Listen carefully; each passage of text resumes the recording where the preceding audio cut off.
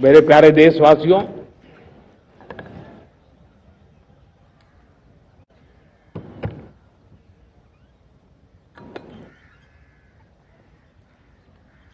मुझे बहुत लंबे समय से सरकार में काम करने का अवसर मिला है। मैंने कई सारे उतार चढ़ाव देखे हैं। सरकारों की मुसीबतों से भी मैं परिचित हूं, व्यवस्थाओं की मर्यादाओं से भी परिचित हूं, लेकिन उसके बावजूद भी हमारी जिम्मेवारी है कि हम किसी की लकीर को छोटी करने में अपनी ताकत बर्बाद न करें। मैं बड़े अनुभव से कहता हूं, किसी दूसरे की लकीर छोटी करने के लिए अपनी ऊर्जा हमें नहीं खपानी है। हमें पूरी ऊर्जा के साथ हमारी लकीर को लंबा करना है।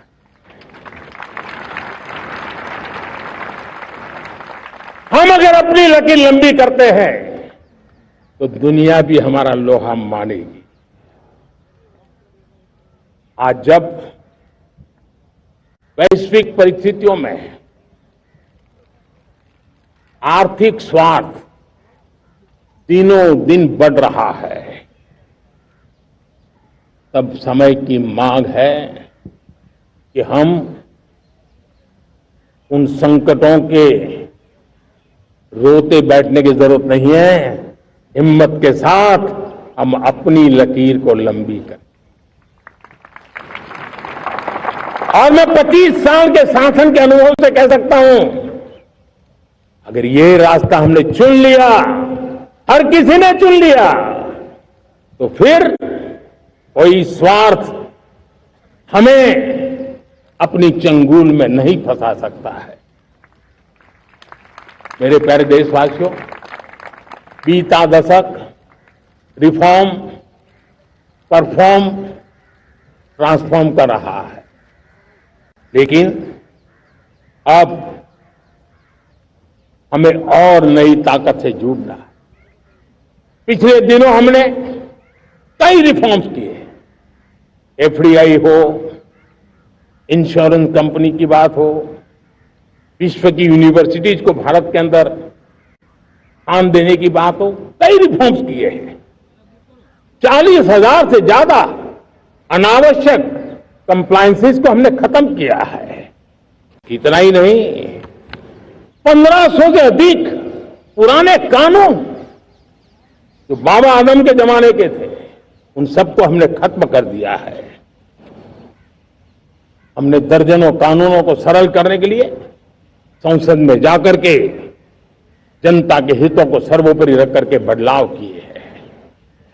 इस बार भी हो हल्ला के बीच लोगों तक बात पहुंची नहीं होगी, लेकिन एक बहुत बड़ा रिफॉर्म इनकम टैक्स एक्ट में हुआ है।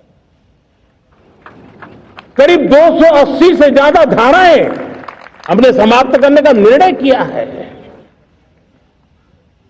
और साथियों, सिर्फ आर्थिक मोर्चे पर ही रिफॉर्म नहीं, हमने नागरिक के जीवन को भी आसान बनाने के लिए रिफॉर्म किए।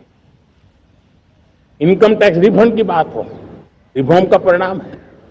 फेसलेस असेसमेंट की बात हो, रिफॉर्म का परिणाम है।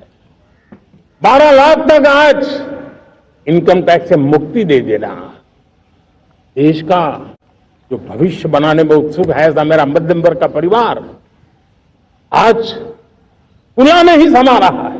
कभी किसी ने सोचा नहीं था कि 12 लाख रुपए तक का इनकम टैक्स पर जीरो कर दिया जाएगा। आज कर लिया है। जब देश का सामर्थ्य बढ़ता है तो देशवासियों को लाभ मिलता है। अंग्रेजों के जमाने से दंड संहिता में हम दबे पड़े थे। दंड का भय दिखा करके जीवन चल रहा था। 75 साल आजादी के ऐसे ही गए। हमने दंड संहिता को खत्म कर दिया, न्याय संहिता को ले आए हैं। न्याय संहिता में भारत के नागरिक के प्रति विश्वास का भाव है। भारत के नागरिक के अंदर अपनेपन का भाव है, संवेदनशीलताओं से भरा हुआ है।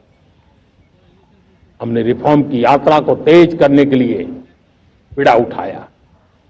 हम बहुत तेजी से आगे बढ़ना चाहते हैं। मैं चाहता हूं देशवासियों, देश के लिए कर रहा हूं, मैं मेरे लिए नहीं कर रहा हूं, किसी का बुरा करने के लिए नहीं कर रहा हूं। मेरे राजनीतिक दल मेरे प्रतिस्पर्धी साथी भी देश की इस उज्जवल भविष्य के लिए आगे आए, हमारा साथ दे। स्ट्रक्चरल रिफॉर्म्स की बात हो, रेगुलेटरी रिफॉर्म्स की बात हो, पॉलिसी रिफॉर्म की चर्चा हो, प्रोसेस रिफॉर्म की चर्चा हो, प्रोसीड्यूरल रिफॉर्म्स करने की जरूरत हो, हर प्रकार के रिफॉर्म्स ये आज हमने मकसद बना करके चले हैं। और मेरे प्यारे देशवासियों, नेक्स्ट जनरेशन रिफॉर्म्स के लिए हमें एक टास्क फोर्स गठित करने का निर्णय किया है।